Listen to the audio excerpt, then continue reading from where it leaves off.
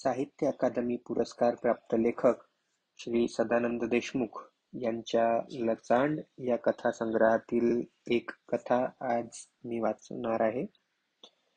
लचांड हा कथासंग्रह 1993 मध्ये प्रकाशित झाला होता.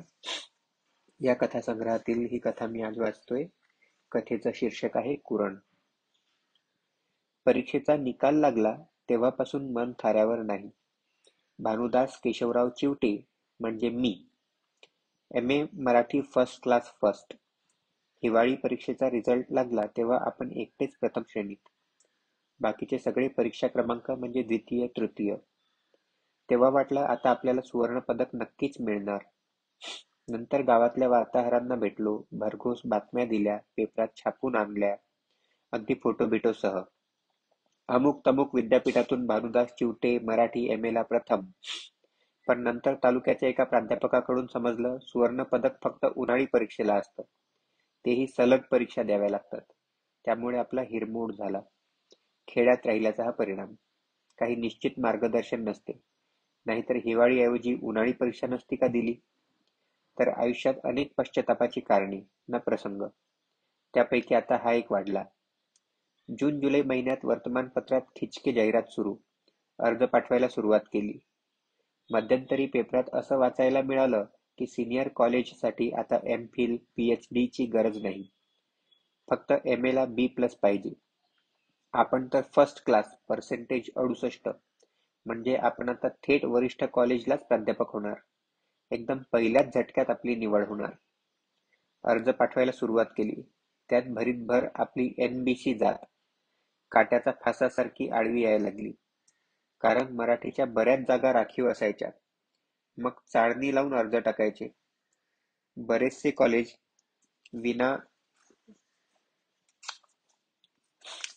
विना अनुदानित असल्याचं जाहिरातीवरूनच कळून यायचं. कारण एकदम प्राचार्याच्या पदापासून 5-5 प्राध्यापकाच्या जागा खाली. विना अनुदान म्हणजे कमी पगार किंवा नो पगार. नुसते शिकव बेजार. छे, ते नकोच. मग त्यातल्या त्यात अनुदान असलेल्या कॉलेजला अर्ज करायचा. काही कॉल येऊही लागले. पहिलाच भर. त्यातल्या त्यात बऱ्यापैकी गावं निवडू लागलो. आपलं काय, कुठेही जा पहिल्याच झटक्यात सिलेक्शन. 68% म्हणजे काय मजा काय? एका धडक्यात निवड. मग BAच्या पात्रतेवर विना अनुदान शाळेवर रखडलो. काय ती शाळा, काय ती पोरं, आणि काय ती मास्तर. ती शाळा म्हणजे नुसती अवकळा. अनुदानित वरचे ढवळे सर म्हणायचे ते खरं पटायचं. अशा शाळांना शासनाने आता मान्यता देऊच नाही. कारण विद्यार्थ्यांचा शैक्षणिक दर्जा वगैरे एकदम घसरतो. याचं कारण विनाअनुदान शाळा. पगाराची वाट पाहण्यात शिक्षकाची 7-8 वर्षे निघून जातात. त्यातच त्यांचा उत्साह हरवतो. ते चरखातून निघाल्या उसाच्या चोथळासारखे चिपाड होऊन जातात. मुलं परीक्षेत कॉप्या करतात आणि पालक पास करायचं म्हणून तपासणाऱ्याला पैसे देतात. याचा परिणाम असा की शैक्षणिक दर्जा खालावतोच. तापात ताप, सुखात सुख. एका चांगल्या कॉलेजचा इंटरव्ह्यू कॉल आला. जवळच्या पाहिजे त्या तालुक्याच्या गावाचा. तालुक्याचं गाव, जुनं कॉलेज, सारांश विना अनुदान नाही. मग जायचं नक्की ठरलं. पुनंदा भाड्यासाठी पैसे म्हणजे आलीच की पंचायत. बाप नामे केशवराव चिवटे याच्याशी आपली बोली बंद. सावत्राई नामे कासाबाई केशवराव चिवटे तिच्याशीही बोली बंद. मग पैशाचा मेळ कसा करावा? आपल्या मालकीचा बुरुजही आता संपला. पूर्वजांपैकी कोणी कशासाठी बांधला होता कळत नाही. कासाबाईला काही मूलबाळ नाही, हे एक बरंच आहे. म्हणजे आपल्याला संपत्तीत वाटा नाही. पण आता आपल्याजवळ संपत्ती म्हणजे आहेच काय? हा बुळूबुळू गडणारा चोहो बाजूंनी ढासळून पडणारा वाडा. पावसाळ्यात त्या घरातून पाणी गळते. उन्हाळ्यात हिवाळ्यात अड्यातून उंदरं पडतात. त्याची बुळूबुळू माती गळते. हीच बुरुजाची माती विकून गेली 3 वर्ष खाल्ली. माती खाऊन जगलो. आलं गिऱ्हाईक की विकली माती. पंचक्रोशीत जी नवीन घरं बांधल्या गेली तिच्यासाठी आमच्याच गडीची माती वापरण्यात आली. पण आता काय विकावं? MAच्या अभ्यासासाठी पुस्तकं विकत घेतली तेव्हा घरातले पितळी हांडे, पराती, भगुले कामी आले. पोटासाठी बुरुजाची माती कामी आली. आता इंटरव्ह्यूला जायचंय, भाड्यासाठी पैसे नाहीत. काय विकावं? काही कळेनाच. मग आठवलं, मागच्या आठवड्यात वाड्याची मागची भिंत ढासळून पडली. तिची बरीचशी माती लोकांनी चोरून नेली. 4 हात रुंद भिंत होती. आता तिथं फाळ्या बाकी आहेत. म्हणजे 700-800 सहज भरतात. मग 2 दिवस गिऱ्हाईक पाहण्यात गेले. एकदाचा अवघडराव महाकाळ सापडला. त्याला 250 रुपयात तेवढ्या खिंडाराच्या फाळ्या विकून मोकळा झालो. एक चिंता होतीच, बाप भांडतो का काय, पण म्हटलं त्याला तोंड देऊ. एकुलता एक लाडा नवसाचा ड्रेस धुवून स्वच्छ केला, इस्त्री मारून आणला. सकाळीच निघालो. एसटीत बसल्यावर बापाची आठवण झाली. आता त्याला फाळ्या विकल्याचं कळेल, मग त्याला काय वाटेल? इतक्या शिव्या देईल की बस रे बस. पुण्यांदा या फाळ्या विकायचं इतक्यांदा आपणास कसं काय सुचलं नाही, याचं त्याला दुःख वाटेल. मग तो अवघडराव महाकाळाच्या भट्टीवर जाईल. याला त्याला भीक मागेल आणि दारू घेईलच. मग एसटीतून बाहेर पाहू लागलो तर हिरवी झाडे, हिरवे डोंगर, शेत, रानं, ढग वगैरे पाहून कविता सुचतात. आताही सुचायला लागल्या. पण मग मी ते सगळंच टाकलं. MA ला असणाऱ्याच अभ्यासक्रमाची मनातल्या मनात उजळणी करायला लागते. इंटरव्ह्यूची तयारी मनातल्या मनात. स्टँडवर उतरल्याबरोबर प्रसन्न वाटायला लागलं. कॉलेजची चौकशी केली तर स्टँडपासून बरंच दूर असल्याचं कळलं. पायी गेलो तर थकायचो, घाम यायचा, धापा टाकायचो, अस्वस्थ वाटायचं. मग काय मुलाखत देणार? त्यापेक्षा असं करू रिक्षाने जाऊ, असा विचार मनात. म्हणताना रिक्षा केली. रस्त्याच्या बाजूचा परिसर डोळ्यात घेऊ लागलो. हा परिसर वाडी लागलेला होता. रस्त्याच्या दोतर्फा उंच उंच बंगले, 2 मजली, 3 मजली. बंगल्यांच्या समोर बागा, बागेत बंगली, एका बंगलीत एक लावण्य. मासिक वाचत असलेलं. मासिकावरचा माधुरी दीक्षितचा फोटो इथूनही मला ओळखायला आला. आपलं दानापूर सालं समजा भांगायला लागलं. इथं दानापूर सारखं बंगले पण नाही, उदासी नाही. एका फाटकावर पाटी दिसली प्राध्यापक ढोरखुंबे, दुसऱ्या फाटकावर प्राध्यापक मानमोडे. पुढं PhD, MPhil वगैरे काही नाही, म्हणजे आपल्यासारखंच. किती प्रसन्न बंगला. बंगलाही एखाद्या सौंदर्यवतीसारखा सुंदर दिसू शकतो. ही प्रायोगिक काव्यकल्पना मनात आली. एखाद्या कवितेत बांधायला पाहिजे. आपण प्राध्यापक झाल्यावर इथल्याच कॉलनीत खोली घेऊ, असा विचार. मनातल्या मनात सुखावून सुख. विचार करावा. विचार करायला काय जातं? स्वप्न पाहावीत. स्वप्न पाहायला काय जातं? मी कधी कधी भिडून स्वप्न पाहतो. उठो उतरो भाई, तुम्हारा कॉलेज आ गया, रिक्षावाला ओरडला. धडपडत उतरायला लागलो तर उतरताना रिक्षाच्या कठड्याची का कुठली तरी एक टपरी पट्टी पॅन्टला घसाटली आणि मांडीजवळच्या उजव्या भागाला खोसाटा लागला. एकदम 1-2 इंच पॅन्ट टरकली. एकदम काळीजच फाटल्यासारखं झालं. अरे आराम से उतरो भाई, इतनी क्या गडबड आहे? आता कसं करायचं? एकुलता एक ड्रेस, एकुलती एक पॅन्ट, आणि तीही अशा अवघड वेळी फाटली. विघ्नात विघ्न म्हणतात ते असं येत असतं. फाटला खोसाटा टाळसर उठून दिसत होता. एका दोघांनी रस्त्याने जाता जाता त्याच्याकडे पाहिलंही, आणि मी जरा कानपलोही. एकदम हातातली बॅग खाजोट्यावर लोंबकाळत धरली. रिक्षावाला मुरक्या मारत हसत होता. तो म्हणाला, उससे कुछ नहीं फायदा होगा, सब सिलो, 8-12 ना देकर रफू कर लो. तुम्हारे नसीब से वो बाजू में टेलर का नया दुकान. चला चला, हे एक बरंच झालं. तसाच खोचाट्यावर लोंबकळती बॅग धरून आडव्या चालीने निघालो. अरे आमचे पैसे तर द्या बाप्पा, रिक्षावाला केकाटला. तसा मी एकदम दचकलो. पॅन्ट फाटली, त्याच्याने बांबावून गेलो होतो. आता कसं? छाताड्याच्या पिंजऱ्यात बारीक धडाधडा लागलं. कितने हो गए तुम्हारे पैसे? 5 रुपये. अरे बाप रे, 5? अरे दे दो भाई, टाइम पास मत करो. अरे पण कुछ कम करो ना पैसे, 5 रुपये यानी की बहुत ज्यादा होते. असं म्हणून मी त्याच्याजवळ 5 रुपयाची नोट दिली. यापेक्षा पायी यायला पुरत होतं. 5 रुपयात गावाकडे आपण 5 शो व्हिडिओत बघितले असते. तेवढीच मनाची करमणूक झाली असती. 5 तरी का 15 घंटे मनोरंजनात गेले असते. किंवा 5 रुपयात आपल्या तंबाखूच्या किती पुड्या झाल्या असत्या? 4 आण्याची एक, म्हणजे 5 रुपयाच्या किती? 4-5 20. आणि सगळ्यात महत्वाचं म्हणजे आपली पॅन्ट फाटली नसती. अरे हिंदी नहीं आती तो मराठी में बोलो भाऊ, असं रिक्षाच्या सीटवर बसून मागे वळून पाहत रिक्षावाला म्हणाला. त्याच्यानं ढोरखुंबा बसल्यासारखा मनातल्या मनात आरमोडा झालो.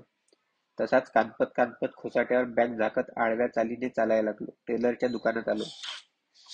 पहिल्यांदा आपण जुनाट काम करतच नसतो, असं तो म्हणाला. मग 2 रुपये दिले. ते पाहून म्हणाला, काढा लवकर. नसण्यासारखा पाहायला लागलो.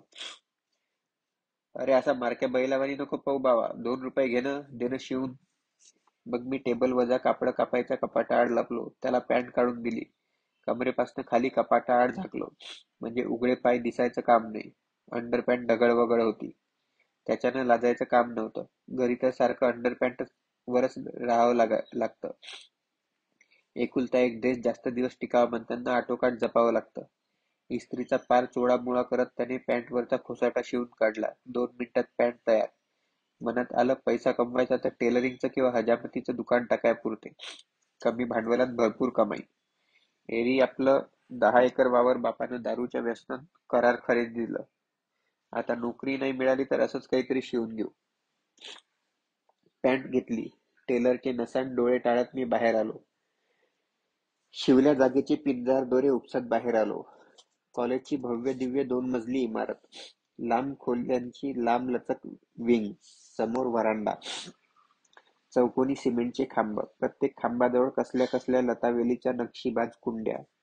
कुंड्यातल्या लतावेली वर वर झेपावणाऱ्या, आकार देऊन कमानबद्ध केलेल्या. त्यांना वेगवेगळ्या रंगाची टवटवीत फुलं फुलारून आली होती. विंगच्या दोन्ही बाजूंनी 2 गिरकट जाणारे वळणदार जिने. मोठ्या वरांड्याच्या बाजूला प्राचार्याचे ऑफिस. त्याच ऑफिसच्या विरुद्ध बाजूने प्राध्यापकांचा स्टाफ रूम. ऑफिसच्या समोर एक लिपिक काही काही खरडत बसला होता. पुढ्यातले कागद कावरल्यासारखे चाळत होता. शिवल्या जागेचे पिंजारदोरे उपसत मी बाहेर उभा. बॅग खाली ठेवली. चुनाळू बाहेर काढलं. तंबाखू मळून बार भरला. खिशातली सुपारीची 2 खांड तोंडात टाकली. चघळत पुढे निघालो तर दाट बदामच्या झाडाखाली सावलीत पोरांचा घोळका. काही पोक्त चष्मेवाले, बेकार न दिसणारे. हे म्हणजे कुठंतरी शाळेत बिळेत नोकरीला असावेत. मास्तर, गुरुजी. मला येताना पाहिलं तशा टवाळ नजरा माझ्याकडे वळल्या. त्यातले माझ्या वयाचे नवतरुण माझं स्वागत करावं तसे जोरात ओरडले. या या पाहुणं, कोण गावचं तुम्ही? म्हणजे यांचं शिक्षण संपलं. नोकरीसाठी लेखाच्या इथे तिथे हेलपाटून राहिले.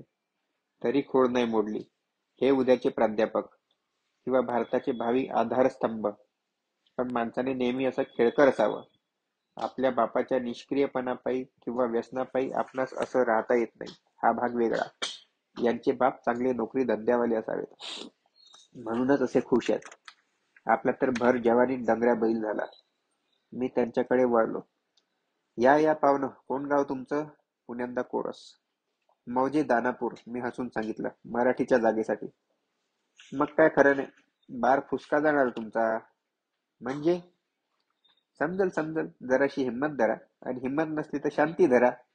हा हा हा. नाव काय तुमचं? भानुदास के चिवटे. म्हणजे तुम्ही कवी का? लोकमत, युगवाणी, किर्लोस्कर, स्त्री, तरुण भारत, लोकप्रभा. नाव वाचतो तुमचं. त्यातल्या एका चष्मेवाल्यानं आत्मीयतेनं विचारलं. त्याने बोटभर दाढी राखली होती.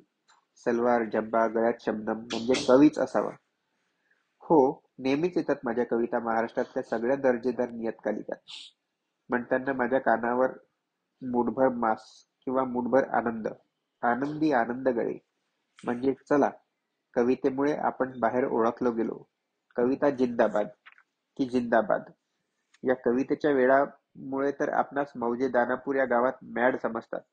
भैताड बैलनं काही काही खरडत असते. हाफ मॅड आहे, फुल होईनच, असं म्हणतात घरातले दारातले सगळे. तुम्ही वाचल्या माझ्या कविता? मी आनंद विभोर असे होऊन चष्मेवाल्या दाढीवाल्यास विचारले.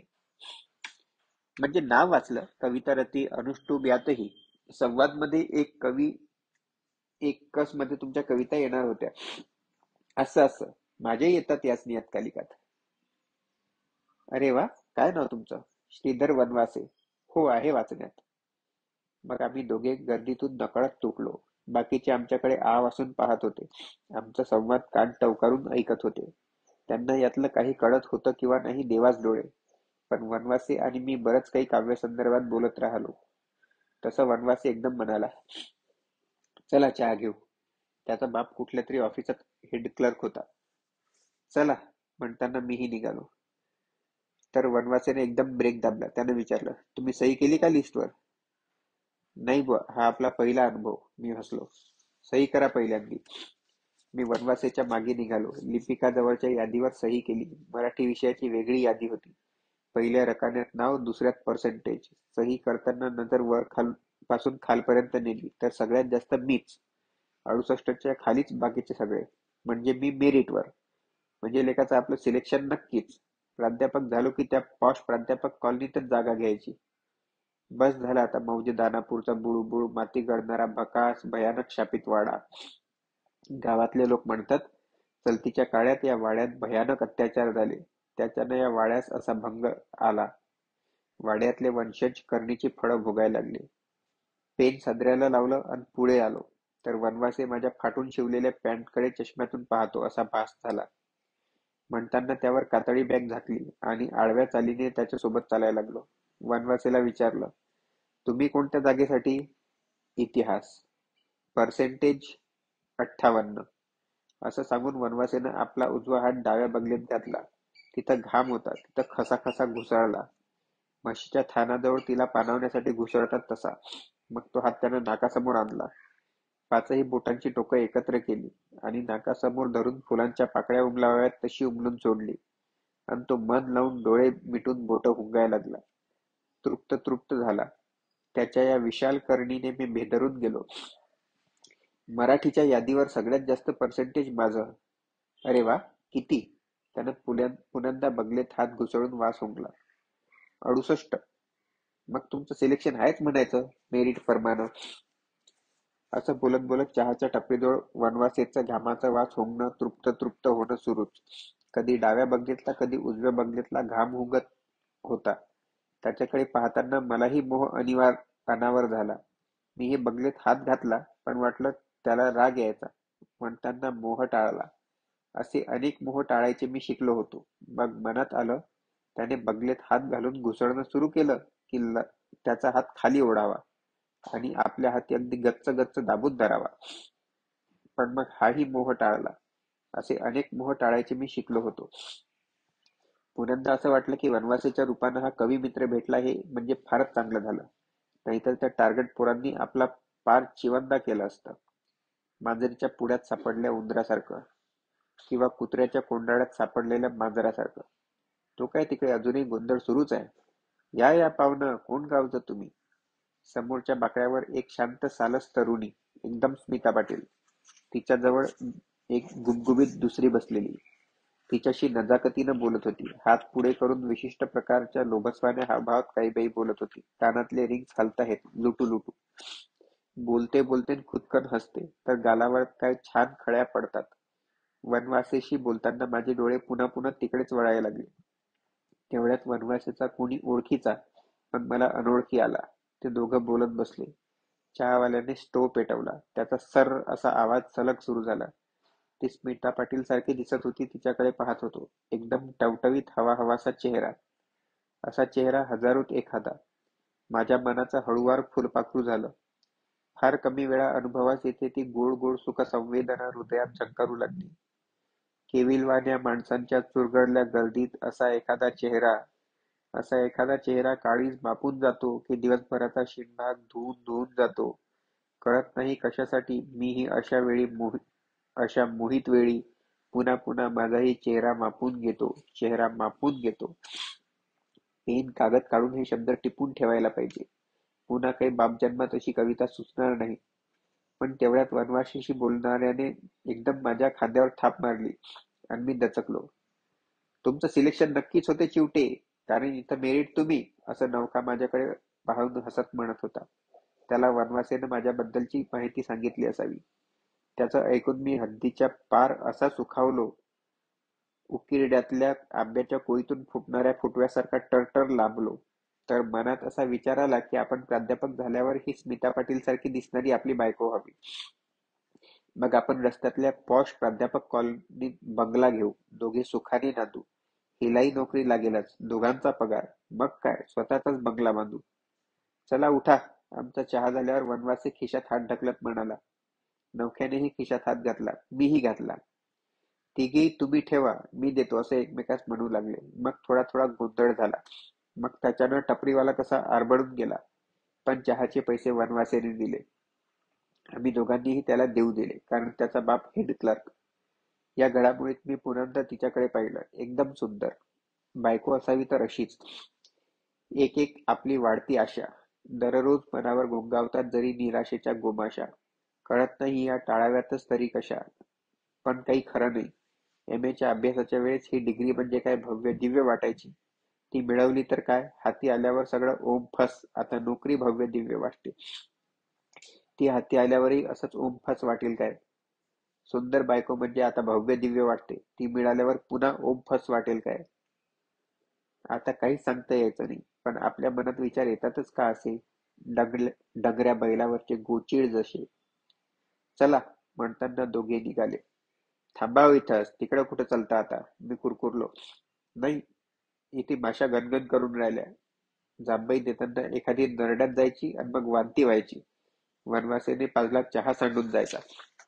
असं म्हणून नवख्याने खरंच जांभई दिली. जांभई देता देता हसला आणि हसताना जांभळला.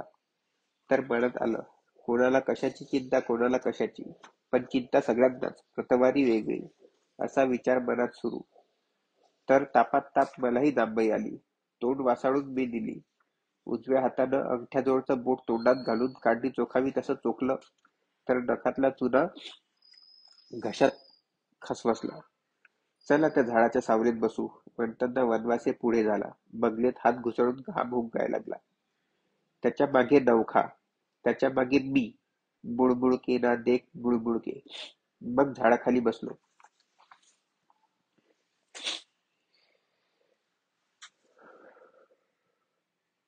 मग झाडाखाली बसलो. बदामाचं रुंद पानाचं झाड, हिरवंगार, दाटवाट गहिऱ्या पानाचं, दाट गरगट थंडगार सावली. इथं बसूनही तो चेहरा दिसत होता. भक्कम भक्कम करमत होतं. तेवढ्यात त्या दोघांनी साहित्यावर चर्चा सुरू केली, तर मी सुद्धा सहभाग घेतला. नवखाही कविता करीत होता, पण त्या कोणत्याच संपादकांनी अजून छापल्या नव्हत्या. तो म्हणत होता, पेपरवाले, मासिकवाले पर्सिलिटी करतात. ओळखीच्या लोकांचं तेवढं छापतात. भिकार लेखन असलं तरी छापतात. काही काही कविता, कथा काय होपलेस असतात, पण वशिल्याने छापून येतात. ती डॉक्टर मोरेबाई काय भरताळ लिहिते, पण तिच्या कविता छापून येतातच. आपल्या सामाजिक जाणीवेच्या ज्वलंत प्रश्न मांडणाऱ्या रंगीत कविता रंगीत जातात. साहित्य क्षेत्रावर असलेली कलात्मकतेची कात आता गळून पडायला पाहिजे. यांचे भोग प्रश्न, मनाचे रोग म्हणजे अस्सल साहित्य, आणि आपलं भाकरीचं प्रश्न मांडणारं होपलेस लोथर आजच्या या लोथर युगात. अरे पण वशिला असतोच असं काही नाही. मी तर दानापूर सारख्या दलिंदर खेड्यात, पण माझं थेट पुण्या मुंबईच्या मासिका दैनिकात छापून येते. ओळखीचे संपादक नाहीत, एक बर्दापूरकर सोडले तर, पण तरी माझं छापून येतेच. दर्जा पाहून छापतात चोखंदळ संपादक. आपण लिहत राहावं, आपलाही सूर्य उगवेलच. रात्रीच्या गर्भात उद्याचा असे उशक्क आलं.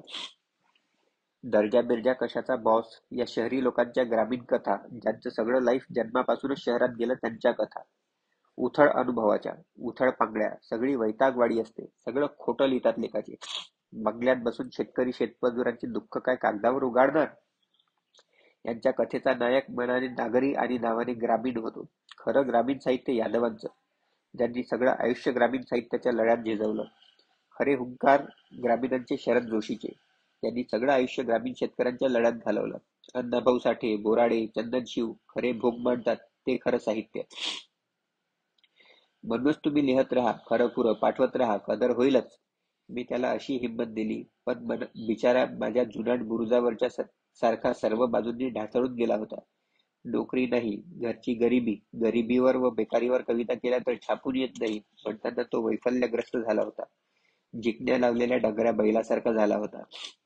अगदी उठवणी आला होता. पायच धरत नव्हता. नको धरू बाप्पा, आपण आपलं पाहावं. झाल्या घडामोडीत नजर खंडित झाली, तर तो चेहरा उठून गेला.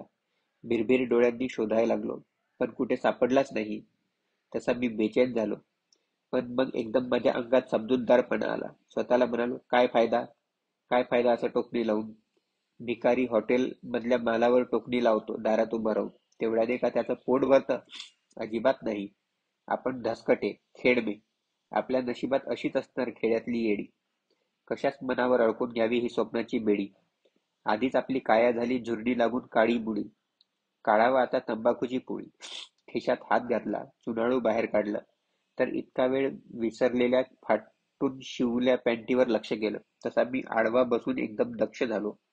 पॅन्टच्या खोसाट्यावर अजून पिनदार दोरे, त्यावर युक्ती करून बॅग ठेवली. तंबाखू मळली, मग वनवासेने तंबाखू मळली. मग त्या लक्तरल्या मनाच्या नौक्याने. तेवढ्यात आम्ही तंबाखू मळतोय हे पाहून आणखी एक नौका आमच्याकडे हात लावत जांभई देताना तोंड वाचाळत आला. त्याच्या तोंडात बोट घालावं असं वाटलं, पण असे कित्येक मोह मी आवरले आहेत. मग तापातल्या तापात मलाच जांभई आली. तोंड मागे करून मेंदीच्या देठापासून जांभई दिली आणि कुणाच्या लक्षात येणार नाही अशा बेताने बोट चोखलं तर बोटाचा उरसुना चुना घशात खसखसला. द्या बापा तंबाखू, असं म्हणून दुसऱ्या नवख्याने चुनाळू घेतलं. तंबाखू म्हणून चुनाळू वनवासेच्या हाती द्यायला लागलो. पण वनवासेनं आपला उजवा हात डाव्या बगलेत घुसळत घामाचा वास घेत होता म्हणून मीच हात पुढं केला. चुनाळूही माझंच होतं. चुनाळू देत त्यानं विचारलं, कोणत्या जागेसाठी आले? मराठी. तुम्ही? मीही. किती पर्सेंटेज? 60. फक्त? म्हणताना मी सुखावलो. आता सगळ्यात जास्त आपणच, ही जाणीव खरी झाली आणि मी उसळत्या कुंभासारखा टरारून आलो. मला वाटलं तो मलाही विचारेल, पण त्याने काही विचारलंच नाही. उलट कातावून म्हणाला, अरे पर्सेंटेजवाले गुणवत्तेले कोण कुत्रं उगाळते आजकाल? काही फायदा नाही तुमच्या सुलतान डाव्याचा. म्हणजे? मी आवाजून विचारलं. जांभई अर्धीच बुडली. म्हणजे काय म्हणजे? तो खेचटला. समधी वशिलेबाजी. ती समोर दिसते ना ती, असं म्हणून त्याने माझ्या मागे आणि त्याच्या पुढे बोट दाखवलं. अरे ही आपली स्मिता पाटील तर इकडे बसली आणि आपण तिला समोर पाहत होतो. पण सोडा पिच्छा, काय फायदा? ती एका जाळलेल्या कपड्यात न मावणाऱ्या तरुणीशी किंवा बाईशी बोलत होती. म्हणताना दोघीतली कोणती असावी म्हणून पहिल्या नौक्याने दुसऱ्या नौक्याला हसत विचारलं, ती म्हणजे कोणती? ती जाडी? हा, तर तिचं काय? ती या कॉलेजच्या प्राध्यापक कावलेची पोरगी. कोणत्या जागेसाठी? ओ भावाच्या नाना, आपल्याच मराठीच्या. तर तिचं नक्की चक्की झालंय नोकरीवर घ्यायसाठी. असं कसं? बापही याच कॉलेजात आणि पोरगीही? कावलेच्याच नातलगाची आहे ही संख्या. आणि असे कॉलेज असतात कशासाठी? तर आपले चिकटून घेण्यासाठी. पण त्या पोरीचं जमलं हे तुम्हास कसं काय मालूम? मी सगळा चोखाडा काढून बसलो बापा. चोखाडा काढावा म्हणून कालपासून या शहरात येऊन बसलो. नोकरीसाठी काती आलो होतो, त्याच्यासाठी आलो. कालच समजलं प्राध्यापक कावलेची पोरगी घेणार म्हणून. निर्जला कावले नाव तिचं. साली नावासारखीच निर्जला दिसते. पाणी नसलेली, सपकल्या तोंडाची, इजळेल आंबा. अशी विशेषणं देत होता. तर मलाही तिचा राग आला. ही तर आपल्याच मुळावर उठली आहे. पण ती फर्स्ट क्लास आहे का? मी सवयीनं विचारलं. माझ्या फर्स्ट क्लास फर्स्टचा मला भारीच अभिमान. त्या तुमच्या पर्सेंटेजले क्लासले कोण कुत्रं भुंकतं राजे हो? कुत्रं हुंकतं राजे हो. बापानं मार्क वाढून बी प्लस करून आणलं असेल. बी प्लस आहे. ती आता मराठीची प्राध्यापिका होईल. आणि आपण फर्स्ट क्लास रात्रीच्या रात्री जागून अभ्यास केला. तुकाराम, रामदास, एकनाथ, मर्ढेकर सगळे उगाळून प्यालो. कष्टाचे मार्क्स मिळवले.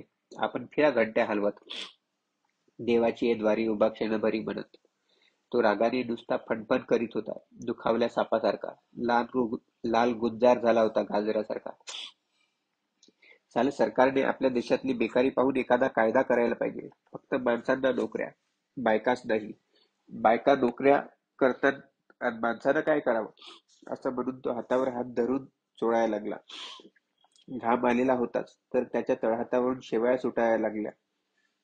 मळाच्या मळकट शेवाळ्या. त्याचं बोलणं ऐकून मी पार उदासून गेलो. आतापर्यंतचा हर्ष, जोम, उल्हास जिरून गेला. भन्नाट भयानक उदासून गेलो. आताच्या आता अंग सगळं आंबून गेलं. पाठीचा मणका ताठरला. भंगल्या स्वप्नास माझ्या हाय आता कोण वाली. सुतार शिकंजात घालून लाकडी वस्तू बनवतो. त्या शिकंजात आपलं शरीर घुसळून द्यावं.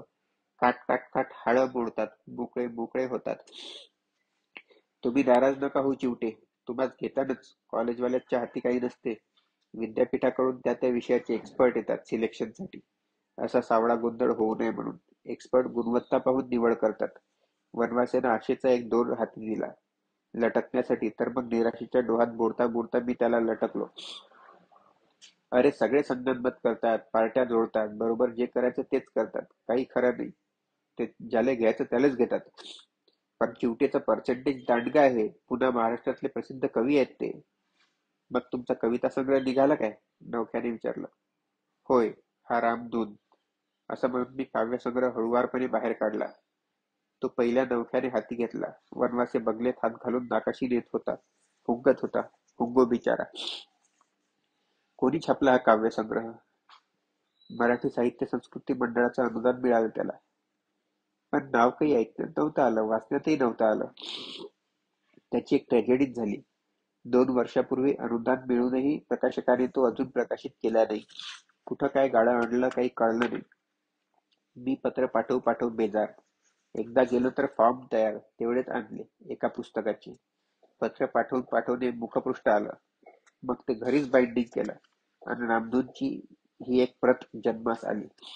आणि बाकी पुस्तकं म्हणजे प्रती देवाच डोळे. त्या शहरातला एक मित्र भेटला तर तो म्हणाला, प्रकाशकाने 5-25 प्रती सबमिट केल्या, मंडळाकडून पैसे वसूल केलेत, खेळ खलास.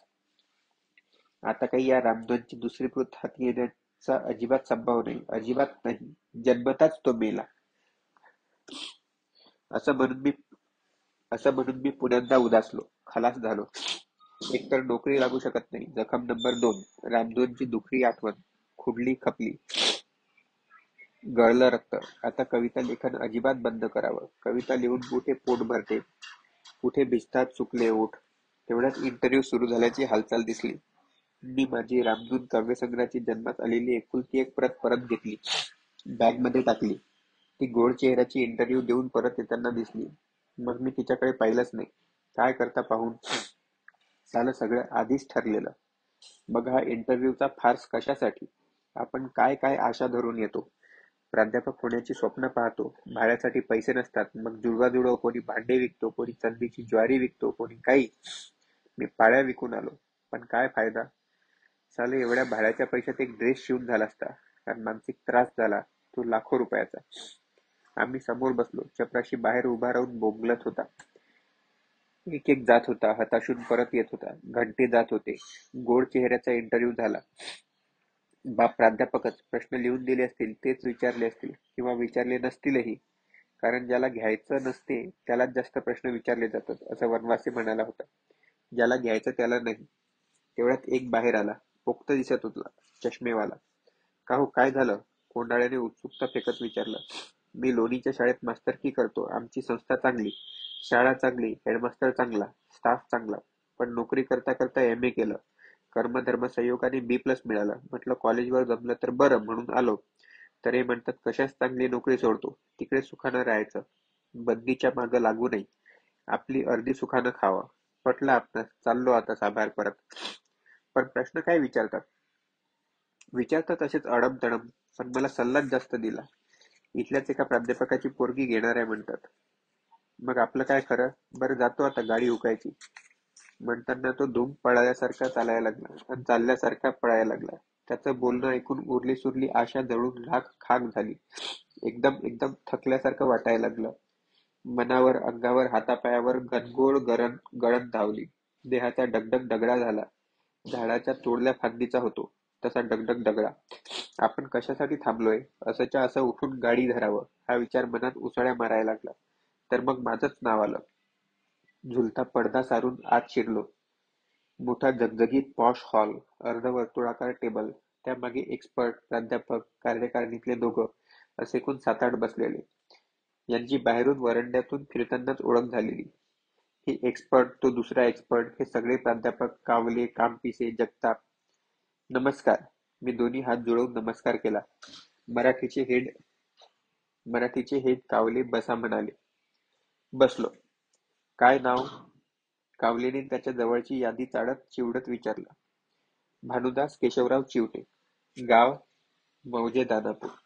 BA ला percentage class second class. MA ला फर्स्ट क्लास 68%. सांगताना ऊर भरून आला. कोणत्या कॉलेजमधून MA केलं? एकटा कावलेच प्रश्न विचारत होता. बाकीचे गुमसुम.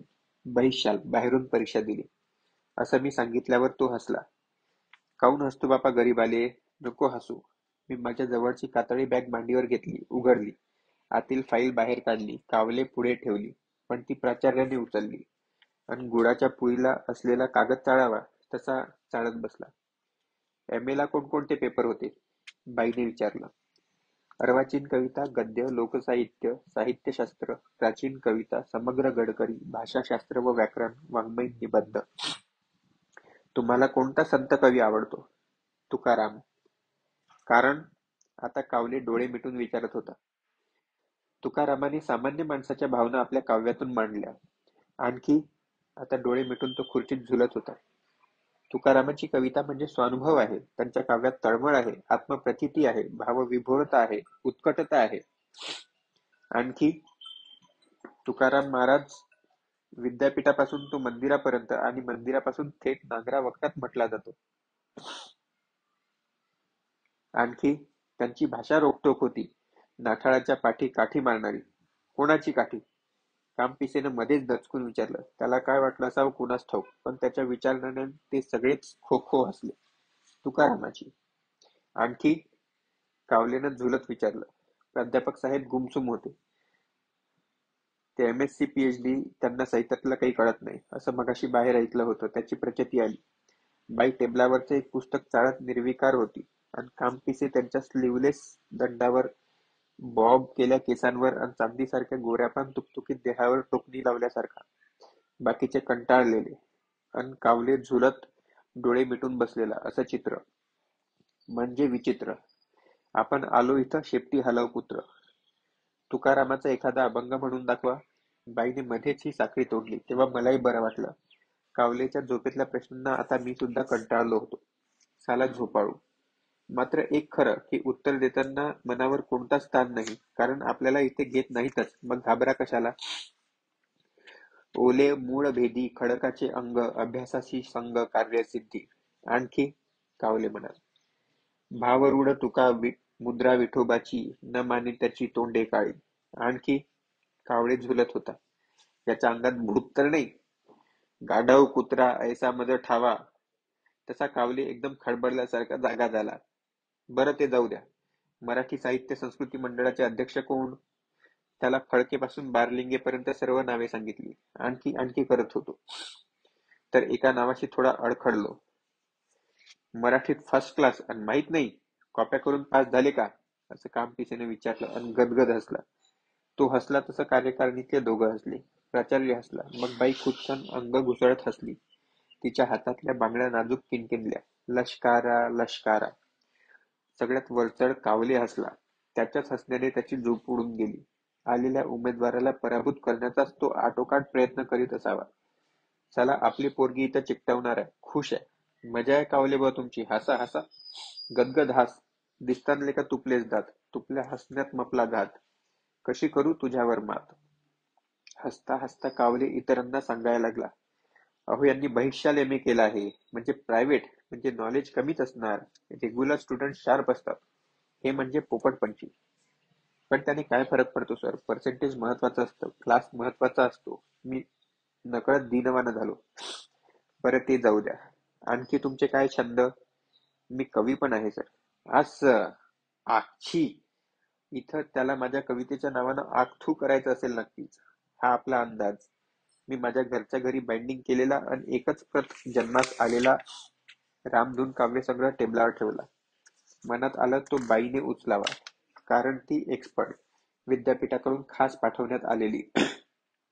आपल्या गुणांचं कौतुक करेल, कदाचित नोकरी मिळेल. कावलेला दाखवण्यात काहीच अर्थ नव्हता, कारण तो आपली पोरगी इथं घेणार आहे. कदाचित ही बाई आपली निवड करेल.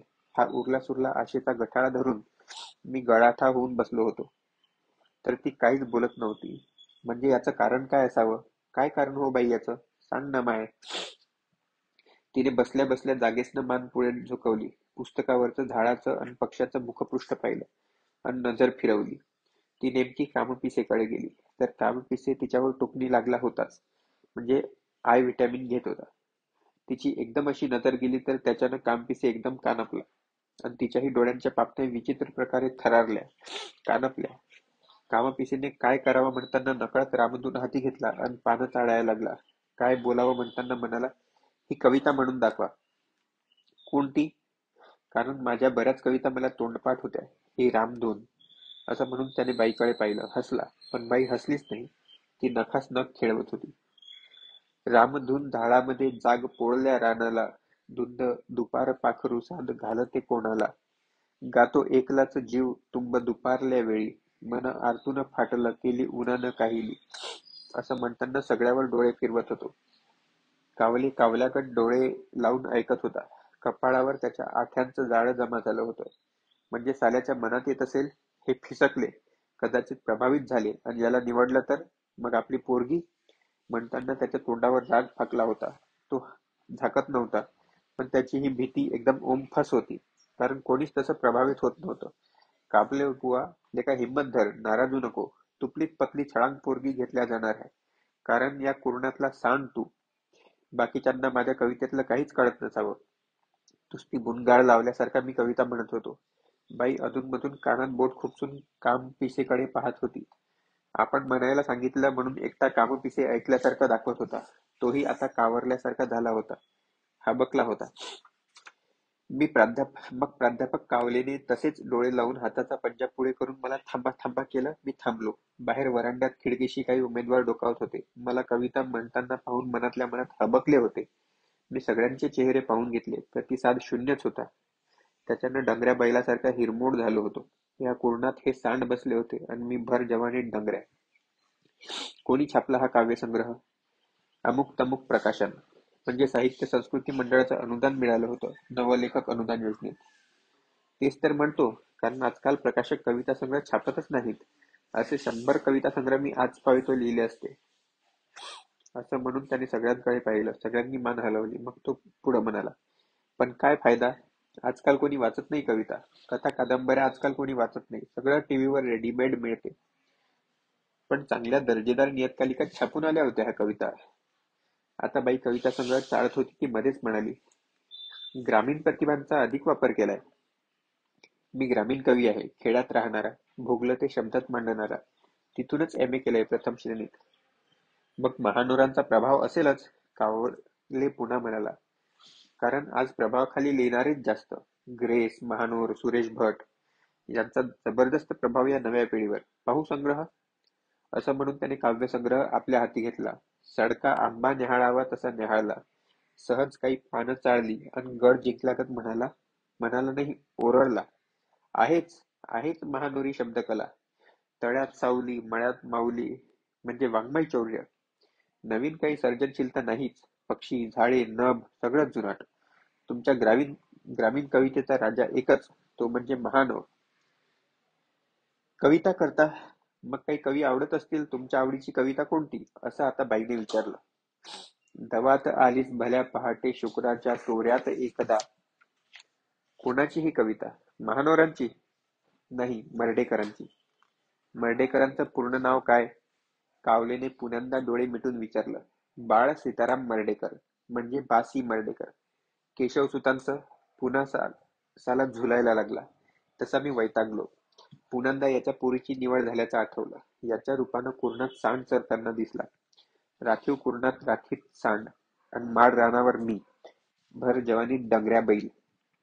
उदासीचा दाट गरगट गराडा मनाभोवती पसरला. रागही आला डोक्यात आतल्या आत.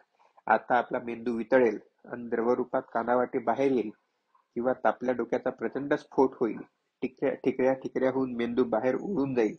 तो या प्राध्यापक कावलेच्या तोंडावर ऍसिड सारखा जळेल. याचं काळं तोंड जाळून कोळसा करेल. अहो सांगा की, या प्रायव्हेट वाल्यांचं असंच. मान्यवर कवींची पूर्ण नावं माहीत नसतात. त्र्यंबक बापूजी ठोंबरे. मी मुद्दाम खोटं सांगितलं. एरवी तरी आपली निवड नाहीच, हे नक्कीच. मग आता कशासाठी करू आटापिटा? कपाळीचा गोटा ठरलेला. आता उठावं आणि आपल्या मौजे दानापूरकडे पळी लागावं. तिथे आपले कर्मयोग. त्याच्याच पोटात आपला आसरा. इथं आपलं अपचन होईल. वांतीतल्या अन्नासारखं इथं डचमळून फेकले जाऊ. कुत्रे मांजर चाकतील. केशवसुतांचं? सांगा बरोबर. माहित नाही. मी फटाका फुसावा तसं बोललो. Private private. पुन्यांदा कावले हर्षवायू झाल्यासारखा बोंबलला. मराठी साहित्याचे मुख्य प्रवाह किती? प्रवाह व्हायचे तितके होतान. आणखी आणखी उगम पावतान. पण एक लक्षात ठेवा प्राध्यापक कावले, असं तुमचं आधीच नक्की झालेलं होतं. पोरीला घ्यायचं होतं तर आम्हाला कशासाठी बोलावलं इथे? मी भाड्यास पैसे नव्हते तर घराच्या फाड्या विकून आलो. कशाच्या आशेवर? हे बाहेर इतके खेड्यापाड्यातून आले कशाच्या आशेवर? आम्हास घ्यायचं नव्हतं तर कशासाठी बेजारी केली? राम राम, जातो मी. असं म्हणून मी कविता संग्रह बॅगेत टाकला. सगळं चंबू गबाळं आवरलं, बॅगेत भरलं आणि सपाट्यानं निघालो. कारण तिथं बसण्यात काहीच अर्थ नव्हता. आपले एवढे गुण, पण त्यातल्या एकाला किंमत नाही. सगळी काळीच झोंबी, जीवघेणी थट्टा मस्करी, डोकं सणसण चुलीतल्या तव्यासारखं तापलं होतं. बाहेर पोरांनी मला घेरलं. का हो, कविता म्हणायला लावतात का? आपली तर चाली एक बी पाठ नाही. मी कोणाला उत्तर दिलं नाही. घेराव तोडून निघालो. पत्र पाठवा हो मग, ओळख ठेवा. असा कुठेतरी वनवासीचा आवाज आला. त्याच्याशीही बोललो नाही. काय करता ओळख ठेवून, पत्र पाठवून? मी ताड ताड निघालो. पॅन्ट फाटली होती, ती शिवली होती, पण आता तिची लाज वाटत नव्हती. खोसाट्याचे दोरे होते ते उपसत निघालो. मनावरतीही तितकेच खोसाटे. हे सगळं कधी थांबणार? हे सगळे अभ्यास करून माना मोडून शिकले, त्यांचं पुढे काय? त्यांना कोण देणार नोकऱ्या? काय करणार हे पुढे? काय करणार आपण पुढे? आपलं भविष्य काय? आपलं भविष्य काय? त्यांच्यावर गोळ्या झाडाव्यात म्हणजे सगळी बेकारी खतम. मी एसटी स्टँडवर आलो. खिडकीजवळ जागा सापडली. बाहेर नुकतीच अंकुरू लागलेली शेतराने, चाकासोबत धावणारं भग्न उदासीन मन, भयान उदासी आणि भोवताल मायंदळ काटेरी वैफल्याचा गडगच्च विळखा. राखीव कसदार जमिनीतल्या कुरणाभोवती शेतकरी काट्या तोडून टाकतात. भोवताली काटेरी कुंपणाचा गराडा, बोरी, बाभळी, चिल्लारी अन आत राखीव बैल चरत आहेत. आपण डंगरे बैल. हिंडतोय कुरणाच्या भोवतीने. नुसत्याच वाज एरझारा. कधी जाणार आपण त्या कुरणात, की असेच मरणार हातपाय खुरून खुरून? काही समजत नाही. काही कळत नाही.